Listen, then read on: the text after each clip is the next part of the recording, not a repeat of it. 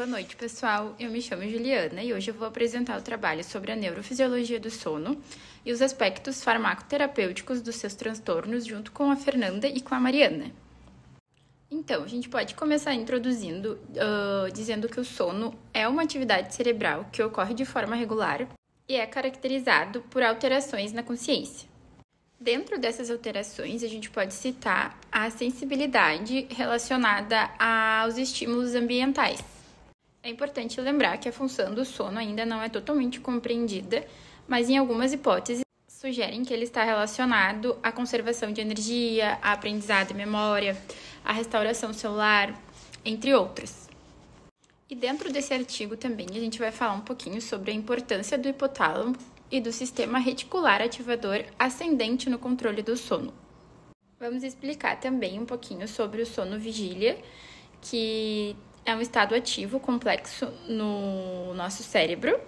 Ele ocorre em todos os vertebrados e está composto por diferentes estágios, incluindo o sono REM e não REM. Agora explicando um pouquinho sobre os mecanismos neurais do controle do ciclo do sono vigília.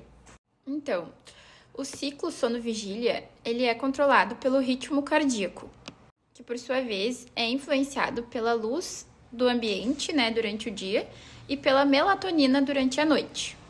O sono REM é mediado principalmente pela acetilcolina, enquanto a vigília é mediada por neurotransmissores colinérgicos e monoaminérgicos, como a histamina, a noradrenalina e a serotonina.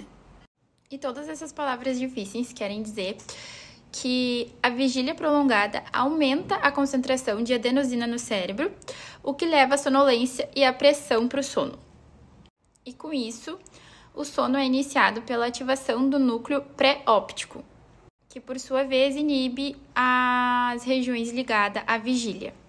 E por fim, o ciclo do sono-vigília também é distinguido pela atuação de neuromoduladores, sendo então a vigília um estado de colinérgico e monominérgico, e o sono não REM em uma posição intermediária. Agora explicando um pouquinho sobre a regulação homeostática do sono. Então, o sono ele pode ser regulado tanto por fatores cardíacos, que foi o que eu expliquei antes, como fatores homeostáticos. O que são esses fatores? Os fatores cardianos a gente também pode chamar como um processo C. Eles determinam a necessidade do sono e o cronograma do ciclo do sono-vigília. E eles estão relacionados diretamente à exposição da luz. Por outro lado, a gente tem os fatores homeostáticos, que a gente também pode chamar como processo S. Ele representa, então, a necessidade de dormir e estão relacionados à acumulação de uma molécula metabólica hipogênica como a adenosina. A adenosina é uma substância que se acumula no cérebro durante esse ciclo da vigília e é responsável por regular a necessidade do nosso sono. Então, além da regulação cardíaca, que está relacionada ao ritmo biológico do organismo, a necessidade do sono também vai ser regulada por fatores homeostáticos. E esses fatores juntos garantem que o sono seja de qualidade, e suficiente para a restauração das funções do organismo. Oi, eu vou falar sobre a interseção entre neurofisiologia do sono e a farmacoterapia e como os medicamentos eles afetam o nosso ciclo do sono e as implicações clínicas do seu uso. Então, o ciclo do sono ele é crucial para a nossa saúde física e mental e ele é dividido em duas partes, o sono REM e o sono não REM. E o sono REM é onde a gente tem aquele movimento mais rápido dos olhos, e o não REM ele é de ondas mais sonolentas. Os medicamentos eles podem alterar tanto a duração do nosso sono quanto a distribuição para o sono REM e o sono não REM, o que afeta diretamente a nossa qualidade de descanso e recuperação.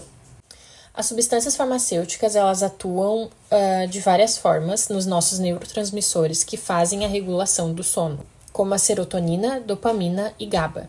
Essa modulação ela pode ser direcionada para ajustar a modelação do nosso sono REM e não REM e otimizando assim a eficácia terapêutica e os tratamentos para o distúrbio do sono.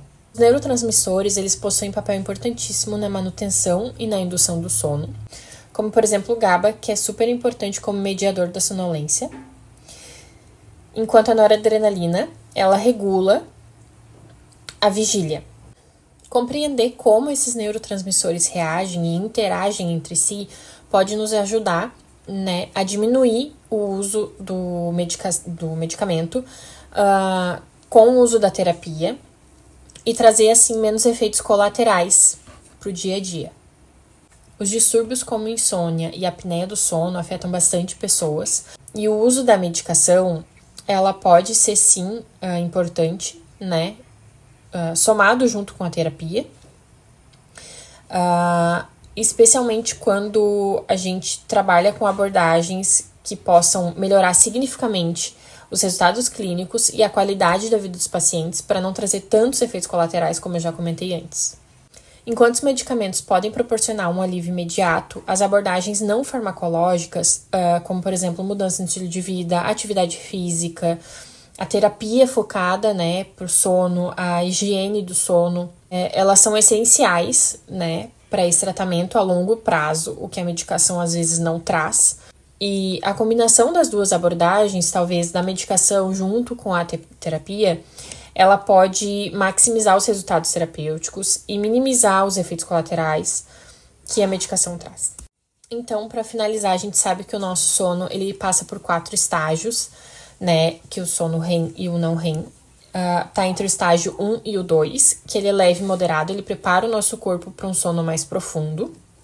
O estágio 3 e o 4, que ele é o sono de ondas lentas, essencial para a recuperação física e libera os nossos hormônios de crescimento também. E o sono REM, ele é caracterizado por movimentos mais rápidos dos olhos e atividade cerebral intensa, que é essencial para o nosso processamento emocional e a consolidação da memória. Quando a gente sai do padrão, né, desse ciclo adequado para o sono, a gente pode ter fadiga, alteração de humor, dificuldade de concentração e até dificuldade cognitiva a longo prazo. E quando esses distúrbios do sono eles não são tratados, a gente pode ter desde problemas cardiovasculares até distúrbios mentais. Em resumo, a interação entre a neurofisiologia do sono e a farmacoterapia, elas são importantes, né? E elas oferecem oportunidades de melhoria para os nossos pacientes.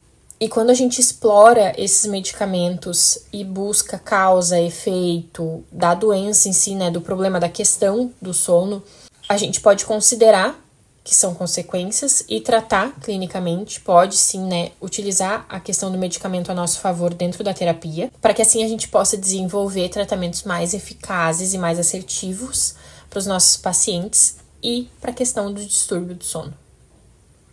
Mecanismos gerais dos fármacos para tratamento dos transtornos do sono. A ação dos fármacos se faz segundo o tipo de TS, principalmente hipersonia, parassonia e insônia. Na hipersonia, funciona através da ação efetiva dos sistemas de redução do sono ou aumento da vigília. Nas parassonias, com fármacos que podem aliviar seus sintomas, e na insônia, com fármacos sedativos ou hipnóticos, ou através do aumento da efetividade do sistema de redução da vigília. O mecanismo geral desses fármacos se faz pela modificação da neurotransmissão em locais distintos, dentro do sistema sono-vigília. Muitos dos fármacos que são usados para regular o sono e a vigília atuam diretamente no sistema sono-despertar, apesar deles poderem afetar mais de um sistema e os efeitos observados refletirem na alteração entre diferentes estruturas promotoras do ciclo sono-vigília. Agora eu vou explicar um pouquinho como funcionam os principais transtornos do sono. A insônia é aquela dificuldade em iniciar e manter o sono, acordar cedo, é o sono não reparador e de má qualidade. Como consequência dela, podemos ver um mal-estar geral, dificuldades com atenção e concentração, perda de memória, disfunção social ou profissional, perturbação de humor e irritabilidade, falta de motivação, redução de energia, tensão e até mesmo sintomas gastrointestinais em resposta à perda do sono. Síndrome das pernas inquietas, a SPI. É caracterizada por um desejo de mover as extremidades, geralmente inferiores, inquietação motora, agravamento dos sintomas em repouso e alívio durante a atividade. Ocorre agravamento dos sintomas durante a tarde ou a noite. Seu tempo de duração pode ser de 1 hora ou mais e os sintomas podem piorar por estresse ou abalo emocional.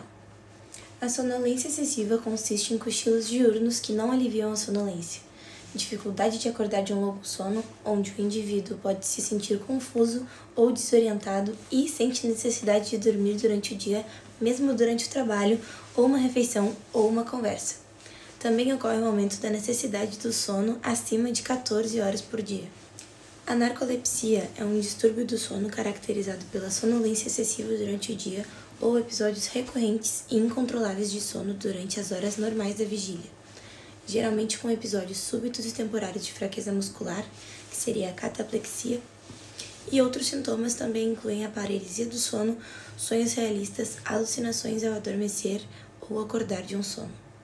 Por último, agora a gente vai falar um pouquinho sobre o transtorno de comportamento do sono REM, que é um distúrbio comportamental do sono caracterizado pela perda da atonia muscular, que ocorre normalmente durante o sono REM, acarretando um aumento da atividade muscular fásica e comportamentos motores complexos durante a noite.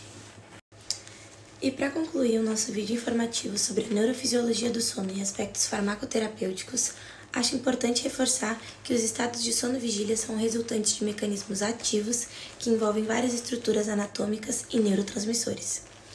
Muitos fármacos atuantes no TS, principalmente na hipersonia, insônia e parassonia, atuais e em desenvolvimento, se baseiam em mecanismos moleculares, celulares e locais de ação dentro da rede neural do sistema de controle do sono-vigília, por interagir com diferentes sistemas de promoção da vigília ou sono, ou mecanismos que não envolvem a rede básica, por exemplo, a melatonina e a adenosina.